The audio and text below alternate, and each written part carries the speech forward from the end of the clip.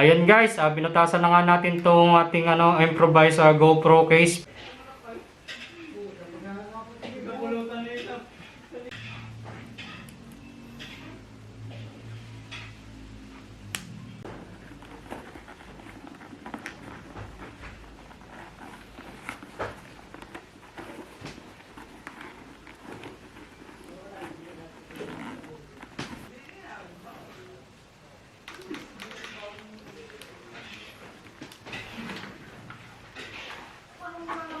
Guys, ito na yung natin, natapos nating motovlogging setup.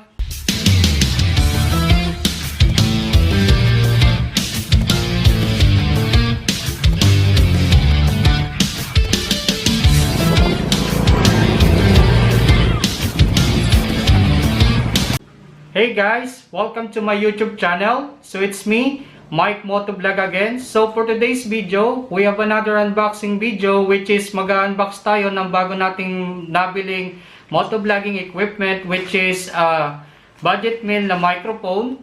And also, in this video, magmo-motovlogging setup ulit tayo. So guys, samahan niyo ulit ako.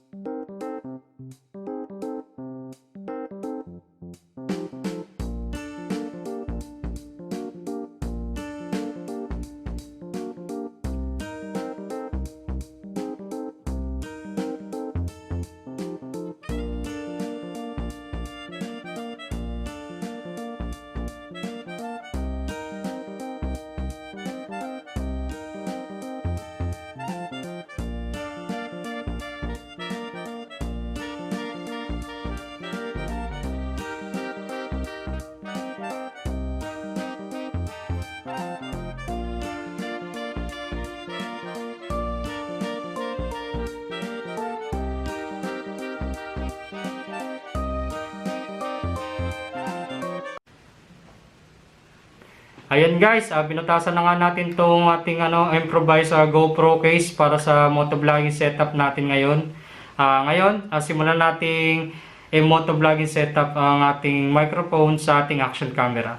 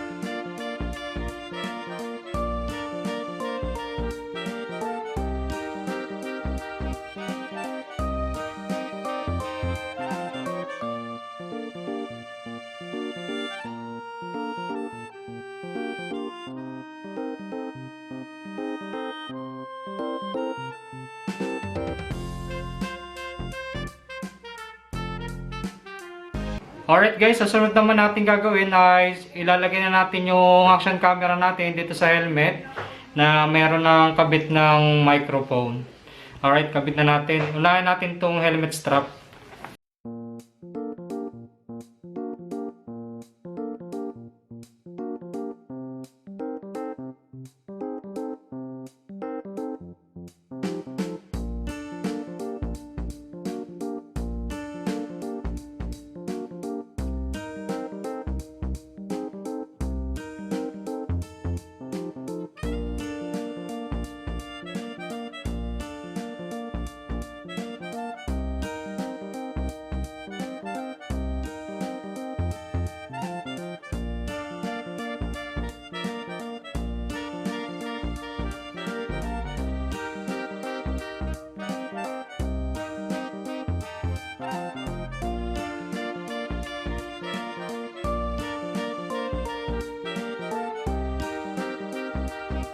Alright guys, ito na yung ano natin, natapos nating motovlogging setup na budget meal. So guys, try na nga natin to kung maganda talaga yung resulta ng nabili nating microphone, which is BOYA LM20. At bago nating action camera na second na natin binili, which is GoPro Black. So let's go guys!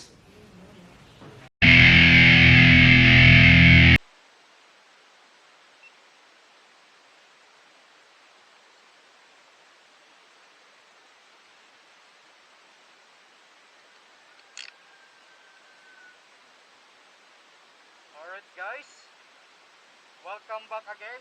So ito na nga, na-set up na nga natin itong pang-motovlogging natin ngayon. So ang gagawin natin ngayon ay itatry na natin o testing natin itong microphone during mag-riding tayo sa ating motorsiklo. And samahan nyo ulit ako.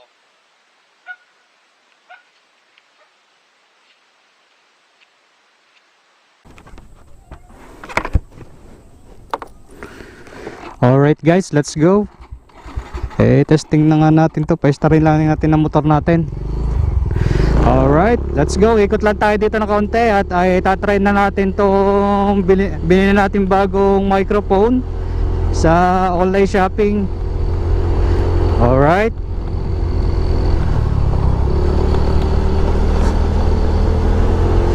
Ikot lang tayo saglit dito.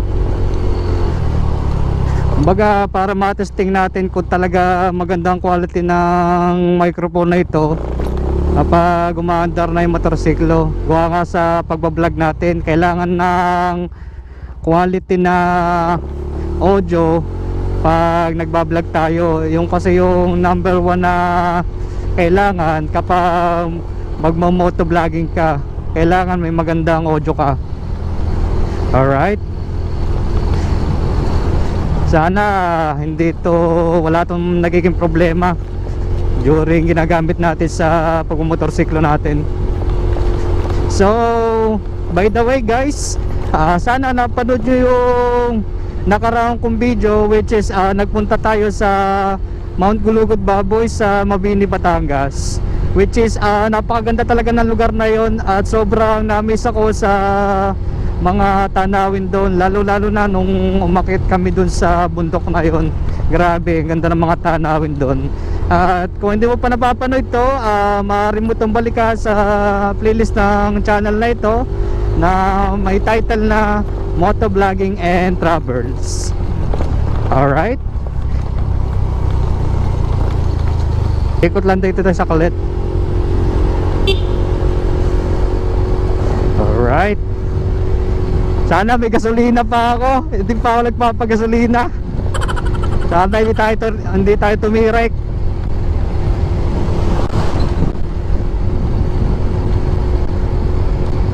Hello guys. Yan, malakas na yung boses ko ha. Hello, test mic, test mic, test mic. Hello. At sa nga pala, at kung bago ka lang sa channel na ito, pakihit naman na subscribe button at notification bell para makareceive ka ng latest updates at channel sa YouTube channel natin ito. Alright, habang ginagalugad natin or namamasyal tayo ng konti para matry natin itong microphone natin, bibigyan ko kayo ng konting info kung saan ko ito binili, magkano ang price na ito, at ano bang klaseng microphone ang bilhin natin. So number one, saan ko po ito nabili? So nabili ko siya sa Lazada, sa online shopping, which is trending online shopping dito sa Pilipinas, which is nabili ko siya worth 489 pesos. And also bumili na rin tayo ng windshield or yung parang balahibong pusa para may pantaklob tayo. So bakit tayo bumili ng windshield? So kasi yun yung panangga para ma-prevent natin yung wind noise sa audio natin papunta sa microphone natin. Alright, ikot lang tayo saglit dito.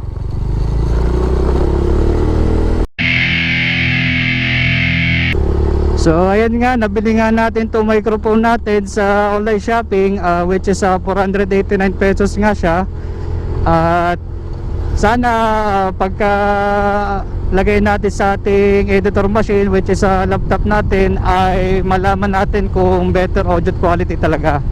So ang tatak ng or ang brand na nabili nating audio microphone para sa action camera natin ay BOYA LM20, which is affordable naman para sa mga nagsisimulang mag motovlog katulad ko.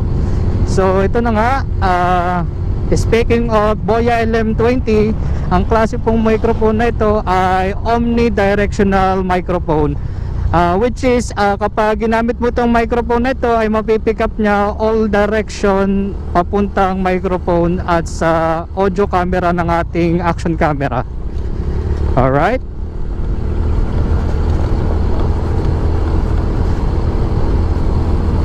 hello. Grabe, ang ganda ng lugar dito. Ang daming mga garden dito. Lampasan na natin to accent.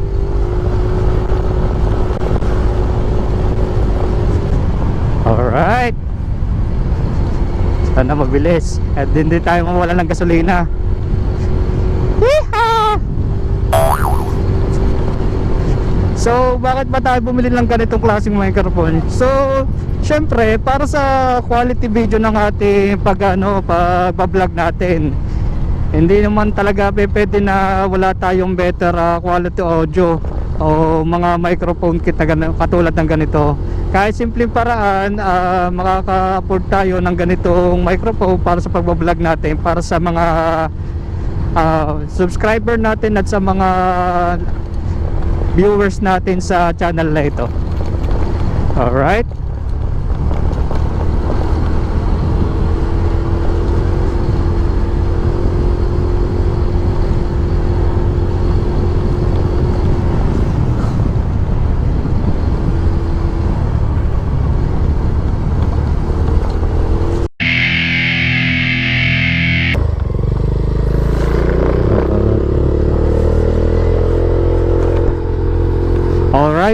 balik na tayo guys.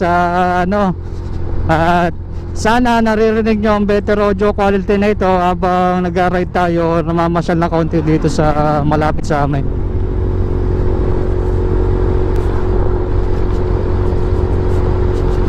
Woo! Grabe. Asahan nyo guys na marami pa tayong gagawing vlog, at lalo na sa travel vlog at saka sa mga how to or tutorial videos natin. Sana stay tuned lang kayo sa panonood at sa YouTube channel natin. Alright, and by the way, sana narinig nyo, may mga subscriber tayo dito na malapit na tayo magpamigay ng mga or mag-sale ng ating mga merchandise, which is ipopost ko na lang sa Facebook page ko, which is Mykmoto Vlog, at sa YouTube channel ko. Alright,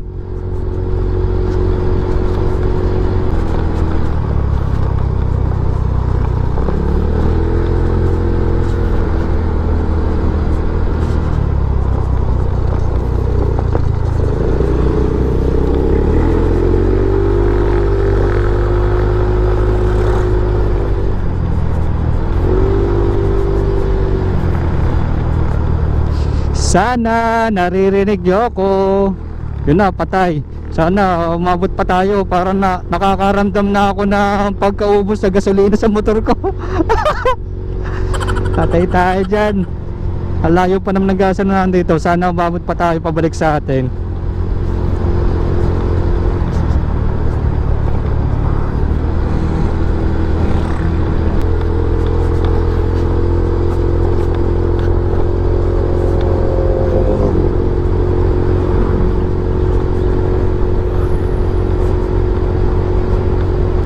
Hello, test mic, test mic.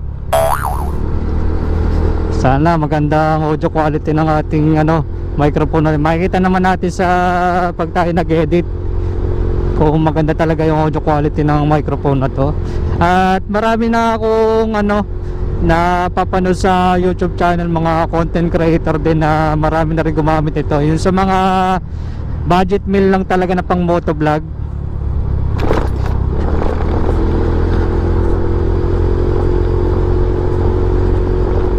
Alright. And that's it guys. And maraming salamat ulit. Sinamahan niyo ulit ako sa video ito. At muli, ito si Mykmoto Vlog. See you again guys.